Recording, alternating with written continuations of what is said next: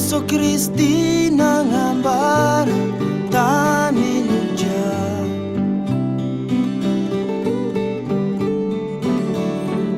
zao fazavany tanjaby, ze magnaraka zao tsy andeha maizy. Hanagna fazavany egny, hanagna fazavany egny.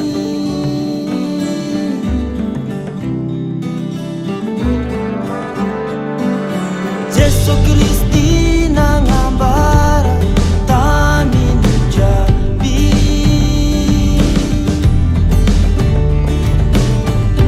zao fazavany tanjaby, ze magnaraka zao tsy andeha maizy.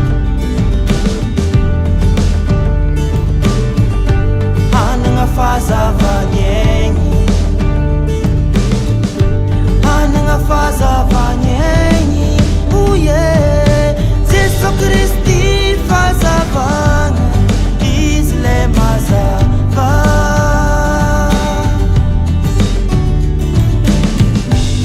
Ze magnaraka izy tsy andeha maizy. Hanagna fazavany egny, hanagna fazavany egny. Oye, Jesu Kristi fazavagna, izy le mazava.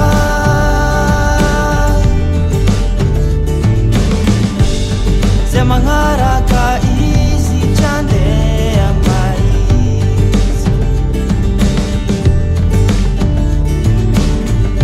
Hanagna fazavany egny, hanagna fazavany egny.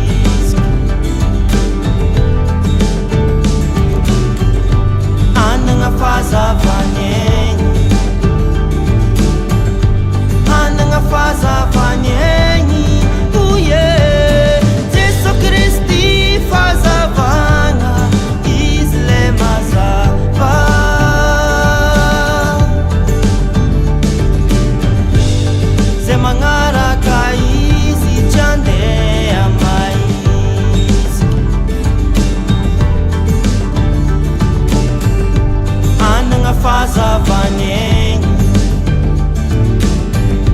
anagna fazavany.